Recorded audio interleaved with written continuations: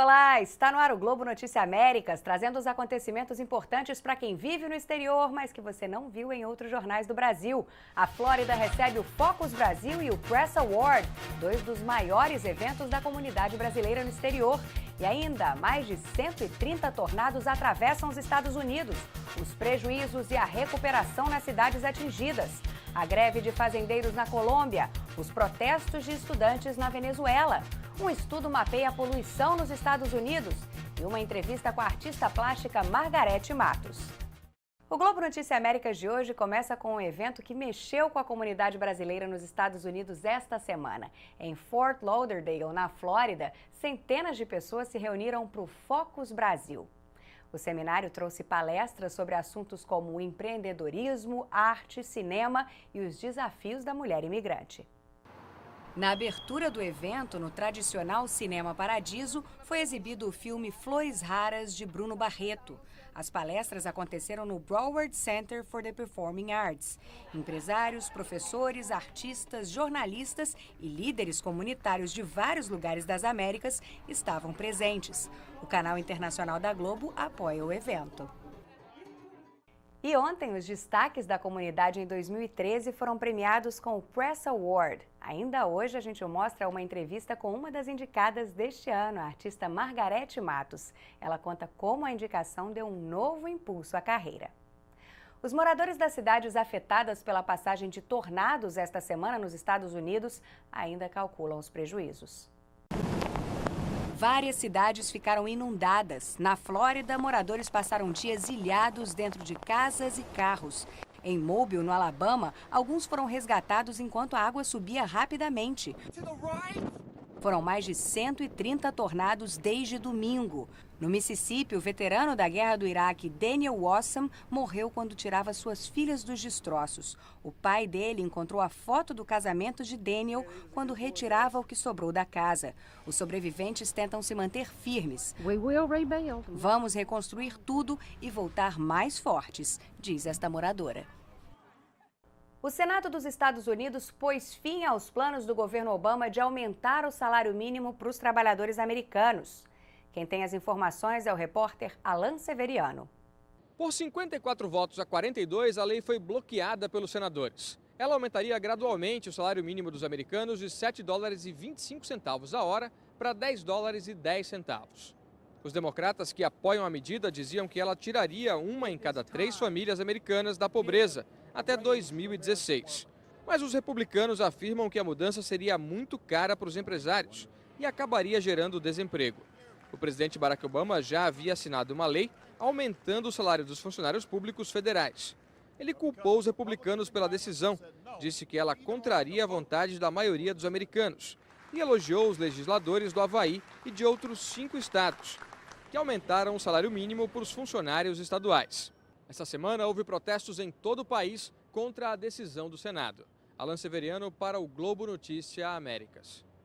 Obrigada, Alan. E vamos agora ao nosso giro pela América Latina, começando pelo México, onde o governo está pedindo aos grupos que tentam combater os cartéis de drogas de forma independente que se identifiquem e registrem as armas. Eles são chamados vigilantes e se consideram grupos de autodefesa. Se espalharam pelo México com o argumento de que a polícia e o exército não são capazes de garantir a segurança.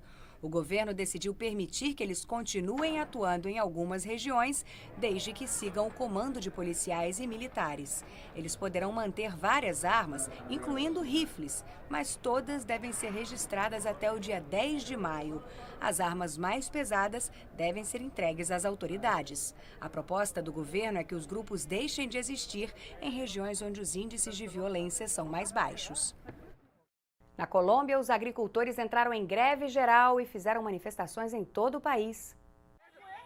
Em algumas, houve confrontos. Em San Gil, a polícia usou gás lacrimogênio para dispersar os manifestantes, que responderam lançando pedras.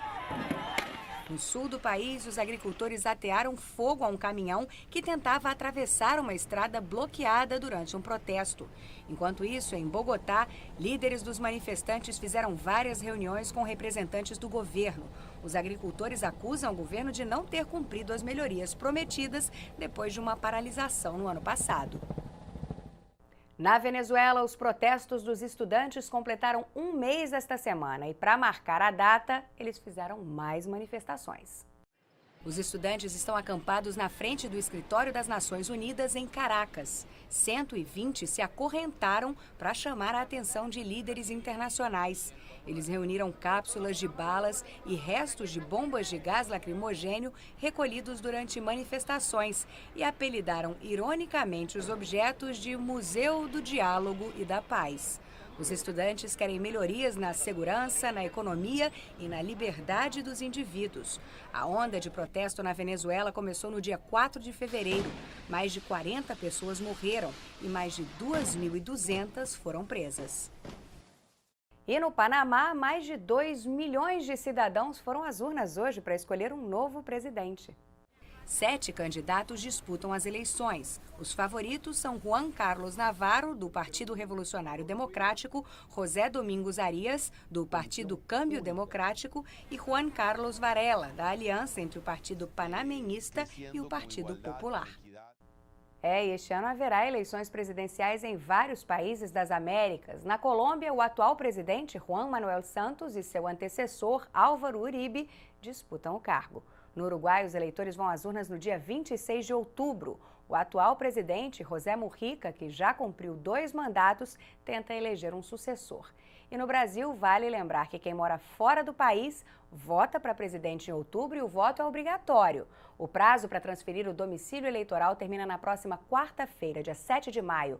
Para isso, basta ir ao consulado mais próximo com um documento de identidade e preencher um formulário que pode ser encontrado na internet, na página do Tribunal Superior Eleitoral, o www.tse.jus.br.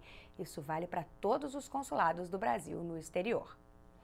No próximo bloco, um relatório alerta para o aumento da poluição nas cidades americanas e uma entrevista com a artista Margarete Matos, uma das indicadas ao Press Award deste ano. A gente volta já já.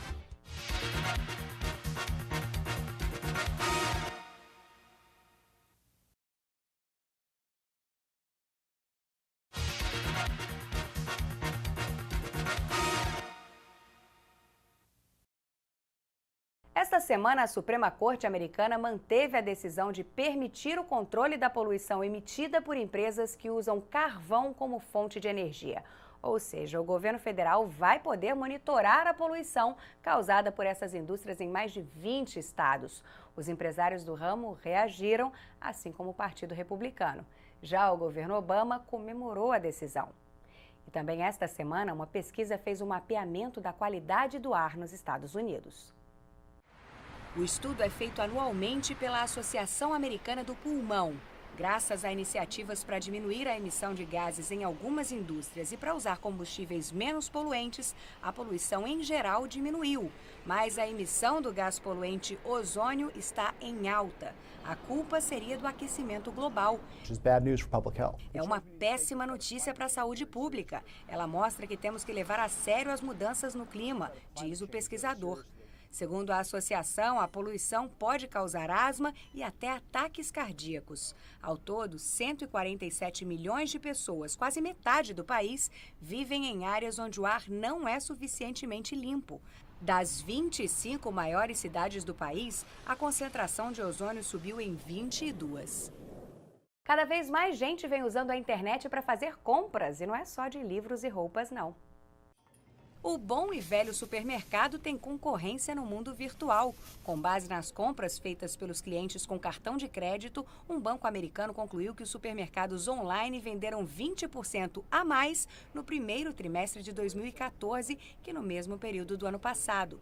Para os pesquisadores, um dos motivos foi o inverno mais rigoroso, que fez os consumidores desanimarem de sair de casa para fazer compras. Lojas online de artigos para artesanato tiveram alta de 113%, mas as vendas de artigos esportivos, de decoração e turismo diminuíram. Agora vamos falar de saúde. Um novo estudo aponta que o sódio, visto como um dos grandes inimigos da saúde, pode não ser tão nocivo quanto se imaginava. A recomendação do Centro de Controle e Prevenção de Doenças dos Estados Unidos é que se consuma entre 1,5 e 2,3 gramas de sódio por dia. Mas os especialistas da Universidade de Copenhague concluíram que este número é exageradamente baixo. A pesquisa mostra que o consumo ideal é de 2,7 a 5 gramas, uma quantidade que já é seguida por 95% da população mundial. Mas pense duas vezes antes de exagerar no sal. Os pesquisadores alertam que usar mais que 5 gramas por dia pode sim fazer mal à saúde. E uma notícia para quem mora em Nova York e em cidades próximas. Na quinta e na sexta-feira, a Grand Central, a maior estação de trens da cidade, vai ser palco de um arraial. A partir das 4 da tarde, dançarinos de Roraima mostram um pouco da festa de São João, com direito a quadrilha e tudo. A iniciativa é para divulgar internacionalmente o arraial Boa Vista Junina, que já é uma tradição no norte do Brasil. Manaus, capital vizinha a Boa Vista, é uma das sedes da Copa do Mundo de 2014 e deve receber milhares de turistas estrangeiros para o evento. De Nova York para o Mississippi, onde um artista está fazendo sucesso graças a um método diferente. Em vez de pincéis, ele usa palitos de dente. Terry Bustin tem uma deficiência mental e não sabe ler nem escrever, mas usa a arte para se expressar. No começo, ele trabalhava com pincéis, mas há mais de 40 anos adotou um novo método. Primeiro desenha a lápis, depois cobre cada traço usando um palito de dente. A reação do público é emocionante. Não é uma pintura, é um milagre. É um talento dado por Deus. Os brasileiros que se destacaram em várias categorias, como música, teatro, promoção da língua portuguesa, foram homenageados ontem no Press Award 2014. E a minha entrevistada de hoje foi indicada na categoria Artes Plásticas. Margarete Matos, muito obrigada pela sua presença. Como é que essa indicação mudou a sua carreira? Fiz amizades, assim, com o mundo inteiro, né? Foi, assim, um susto muito grande e abriu muitas portas. Já é um prêmio. Sabe, tudo que eu passei já é um grande prêmio. Você tem uma diferença, e aliás é um sonho de todos os brasileiros que moram por aqui, eu imagino, morar um pouquinho aqui e um pouquinho no Brasil. Você mora um pouquinho em Massachusetts e um pouquinho em Vitória, no Espírito Santo. Como é que fica a profissão? Você tem ateliê nos dois lugares? Tenho. No começo eu tinha um espaço lá, mas eu acabava ficando mais tempo aqui. Aí depois eu vi que eu também preciso de sol, eu preciso da minha cidade, na verdade, não é o Brasil, é da minha cidade. Da nossa cidade. Da nossa cidade, eu sinto falta da nossa cidade, das noites com os amigos. E vi que seria muito mais prático eu ter um estúdio lá, na minha cidade, trabalhar, ficar um tempo, e depois vir para cá e ter outro, e ficar outro tempo aqui. Eu descobri logo que eu vim para cá, porque lá eu tinha muito mais minério, muito mais material, então o meu trabalho era muito mais pesado, sabe? Era muito mais, um pouco mais carregado. E aqui eu tive que aprender a trabalhar com menos, né? E esse menos fez o meu trabalho também ficar mais limpo. E de onde surgiu a paixão pela arte? Olha, eu fico vendo as pessoas que falam assim, quando tinha 5 anos e tal. Não, não foi. Eu já estava casada, eu já tinha filho. E foi um curso que eu fiz e um professor falou comigo, falou, por que você não pensa em ser artista, né? Ser artista não, trabalhar, pintar quadros e tal. E aí eu cheguei onde eu cheguei correndo atrás mesmo. E Margarete, em agosto, então, o pessoal de casa já pode anotar na agenda, né? Tem exposição exclusiva em Nova York. Em Nova York. Se Deus quiser, já está tudo agendadíssimo. Vai ser dia 1º de agosto no Banco do Brasil. Fica na Rua 42, em Nova York. Isso. Conto com todos vocês lá. Obrigada. Obrigada. Foi um prazer imenso. Prazer foi meu. Muito obrigada, Uma Margarete. capixaba da gema. Obrigada mesmo. E o Globo Notícias Américas vai ficando por aqui. A gente se despede com mais um pouquinho da arte de Margarete Matos. Tenham todos uma ótima semana e domingo que vem a gente se encontra novamente. Até lá!